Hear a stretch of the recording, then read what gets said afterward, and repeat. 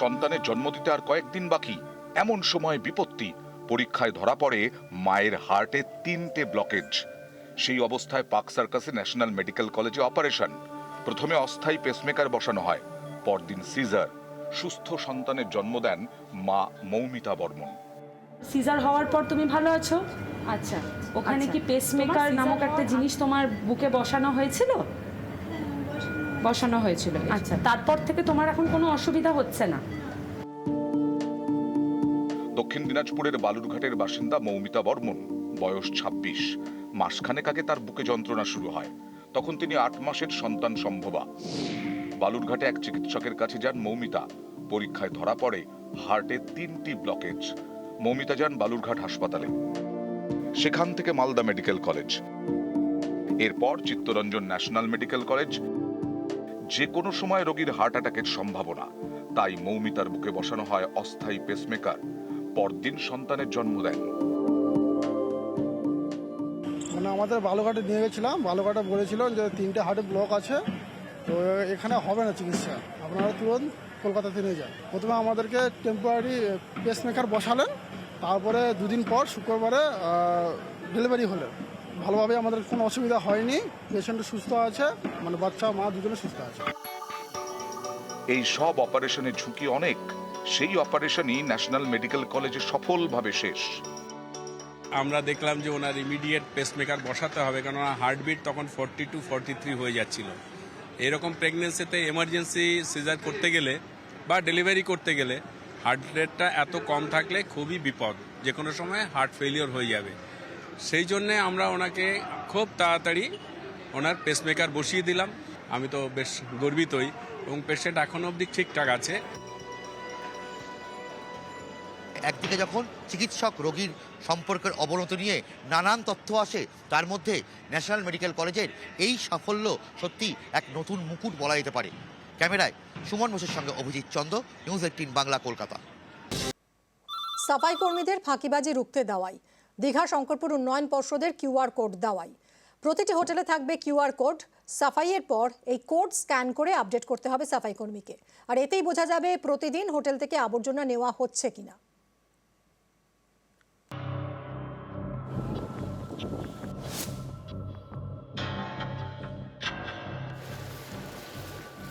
সাফাই কর্মীদের ফাঁকিবাজি রুখতে কড়া ব্যবস্থা। QR কোড দেওয়ায় দীঘা শঙ্করপুর উন্নয়ন পর্ষদের। দীঘার হোটেলগুলি থেকে প্রতিদিন আবর্জনা সংগ্রহ করার কথা দীঘা শঙ্করপুর উন্নয়ন পর্ষদের সাফাই কর্মীদের, কিন্তু তাদের অনেকেই এ কাজে ফাঁকি দেন বলে অভিযোগ। ফলে নিয়মিত আবর্জনা সাফ হয় না। এই ফাঁকিবাজি বন্ধ করতে এবার হোটেলে হোটেলে লাগানো হচ্ছে QR কোড।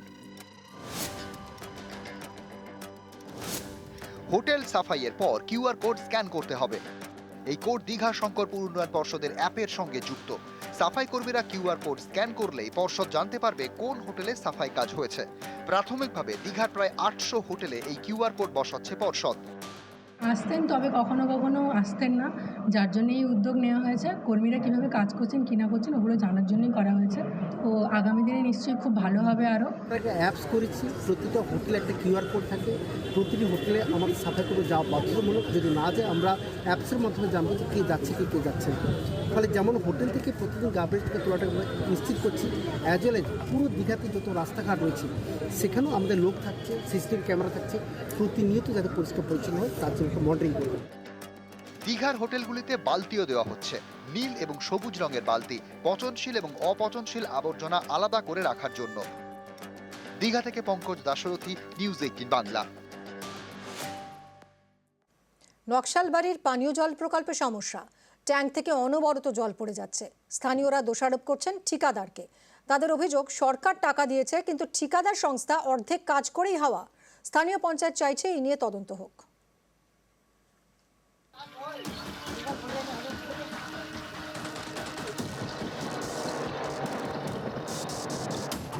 নকশালবাড়িতে সৌরচালিত পানীয় জলের প্রকল্প। 3 মাস আগে এই প্রকল্পের কাজ শেষ হয়। এর সপ্তাহখানেক পর থেকেই সমস্যা শুরু। ট্যাঙ্ক থেকে অনবরত পড়ে যাচ্ছে জল।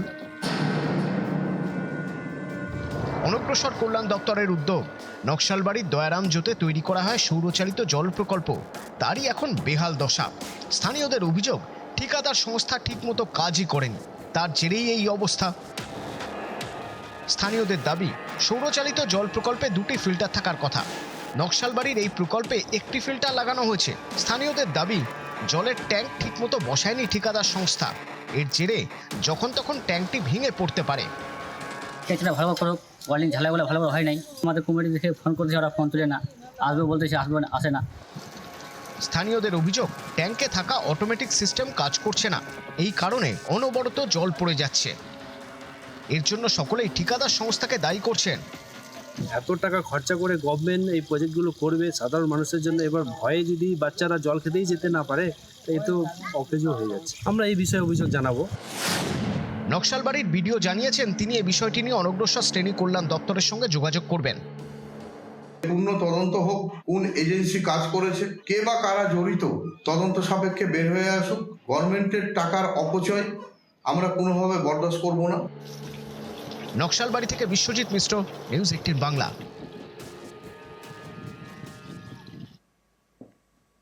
সরাসরি ধান কিনছে রাজ্য সরকার। 100 কেজি ধানের ন্যূনতম সহায়ক মূল্য হিসেবে দিচ্ছে 2300 টাকা। আর এতে খুশি পুরুলিয়ার কৃষকরা।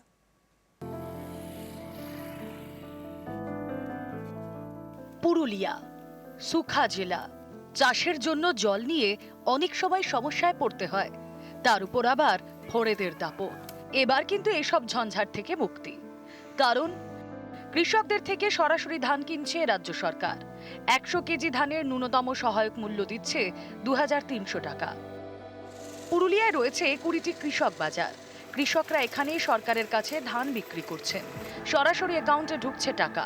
কৃষকদের দাবি, সরকার ধান কেনায় এবার আর ফড়েদের পাল্লায় পড়তে হচ্ছে না, ফলে লাভের টাকা ঘরে ঢুকছে।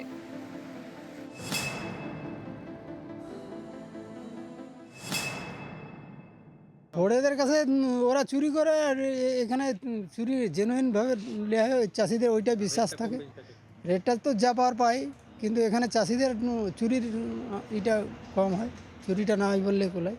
তবে লাভবান হচ্ছে এখানে। যা হোক, ওরা জেনুইনভাবে যা কাটে তা 3 কেজি কাটে। বিকেলে মোড়ে যেটা আপনার চলছে 1900 1950, তাতে আমাদের মানে ক্যারিং কস্ট বাদ দিয়ে ধরুন 150 টাকা কুইন্টাল কিছু পাওয়া যাচ্ছে। এতে একটু লাভ হচ্ছে, সরকারিভাবে লাভ হচ্ছে। পুরুলিয়া থেকে এবার 2,70,000 কুইন্টাল ধান কেনার লক্ষ্যমাত্রা নিয়েছে কৃষি দপ্তর। চাষিরা চাষের কাছ থেকে নিজেকে দূরে সরিয়ে রেখেছিল, ধান চাষে কিছু প্রফিট নেই বলে, বা তারা না ধানটা কোথায় বিক্রি করবে, কোথায় নিয়ে যাবে। সিপিসিগুলো এখন আমাদের চলছে। যদি কোনো চাষি ধানটা না দিতে পেরেছে টাইমে, তাহলে তারা এখন সেই সিপিসির মাধ্যমে ধানটা দেবে, এবং ন্যায্য মূল্য অবশ্যই তাদের বেনিফিশিয়ারির কিন্তু অ্যাকাউন্টে টাকা ঢুকে যাবে।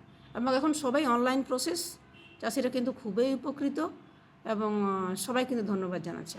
পুরুলিয়া থেকে ইন্দ্রজিৎ মণ্ডল, নিউজ 18 বাংলা। রাজ্য সরকারের উদ্যোগ, এবার এসএসকেএমে রোবোটিক সার্জারি। সরকারি হাসপাতালে অপারেশন করবে রোবট, যা পূর্ব এবং উত্তর পূর্ব ভারতে এই প্রথম। ডাক্তারদের আশা, সরকারি হাসপাতালে বিনা খরচে রোবোটিক সার্জারি চিকিৎসা পরিষেবায় বিপ্লব আনবে।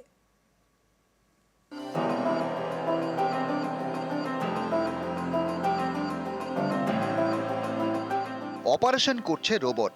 এটা নতুন কিছু নয়, বিদেশের পাশাপাশি ভারতের অনেক হাসপাতালেই হয়।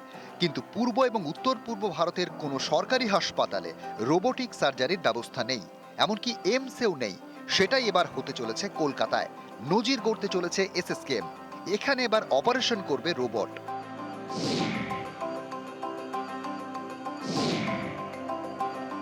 এটা ঐতিহাসিক শুধু বললেও কম বলা হবে। একটা রোবট বসছে এসএসকেএম বা পূর্ব ভারত বা উত্তর পূর্ব ভারতে প্রথম। আমরা ভারতবর্ষ তথা আন্তর্জাতিক মানের সার্জারিকে স্পর্শ করতে পারবো। এসএসকেএম এ রোবট পাঠাচ্ছে ব্রিটেনের সংস্থা কেমব্রিজ মেডিকেল রিসার্চ। রোবটের দাম 5,75 লক্ষ টাকা, কর দিয়ে 6,44 লক্ষ টাকা। বেসরকারি হাসপাতালে রোবোটিক সার্জারির বিপুল খরচ, কিন্তু এসএসকেএম এ অত্যাধুনিক রোবোটিক সার্জারি হবে সম্পূর্ণ বিনামূল্যে। বেসরকারি হাসপাতালে খরচটা এতটাই বেশি যে এটা অত্যন্ত ধনী ছাড়া কারোর পক্ষে অ্যাফোর্ড করা সম্ভব ছিল না। এই প্রথম রোবট যদি সরকারি ক্ষেত্রে এবং সেন্টার অফ এক্সিলেন্স এসএসকেএম এসে পৌঁছয়, তাহলে এটা সাধারণ মানুষ, মধ্যবিত্ত মানুষ, প্রয়োজনে নিম্নবিত্ত মানুষও রোবোটিক সার্জারি টেকনোলজির অ্যাডভান্টেজ নিতে পারবে। হার্ট, ইউরোলজি, গ্যাস্ট্রোএন্টেরোলজি, স্ত্রীরোগ, chest, kidney, head and neck, colon ক্যান্সারের মতো অসুখের জটিল অপারেশন করবে রোবট।